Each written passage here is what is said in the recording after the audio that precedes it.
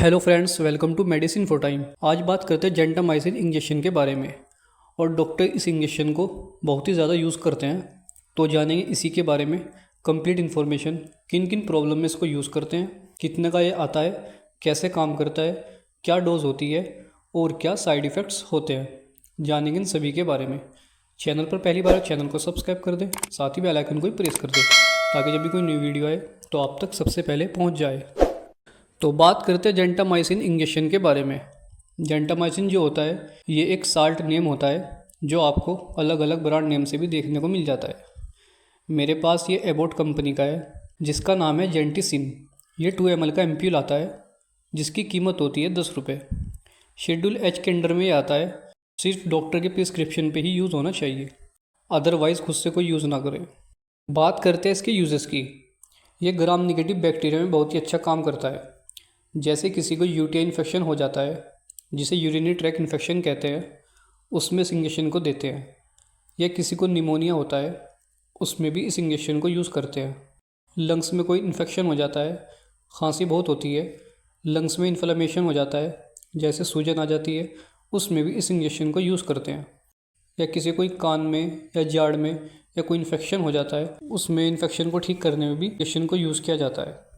या किसी को कोई घाव वगैरह हो गया हो, चोट लग गई हो, उसमें बैक्टीरिया के इन्फेक्शन से बचाने के लिए और घाव को जल्दी ठीक करने में इस इंजेक्शन को लगाया जाता है।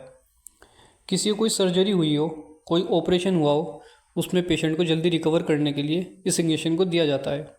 या किसी को स्किन इन्फेक्शन, एक्जिमा या एलर्जी, उसमें भी इसका यूज़ होता है।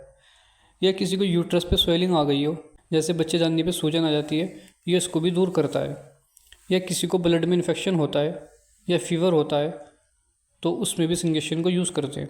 या कोई जल गया हो, उसमें भी इस इंजेक्शन को देने से बहुत फ़ायदा मिलता है। हड्डियों में कोई इन्फेक्शन हो जाता है, उसमें भी इसको देते हैं। या किसी के आँख कान में किसी तरह का कोई बैक्टीरियल इन्फेक्शन हो गया हो, उसको ख़त्म करने में भी इस इंजेक्शन का उपयोग लिया जाता है।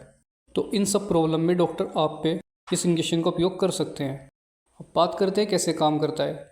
ये बैक्टीरिया में प्रोटीन सिंथेसिस को रोकता है जिससे उसका विकास नहीं होता और उसे नष्ट करता है, जिससे फिर बैक्टीरिया अपनी जगह नहीं बना पाता और इन्फेक्शन ठीक होने लगता है।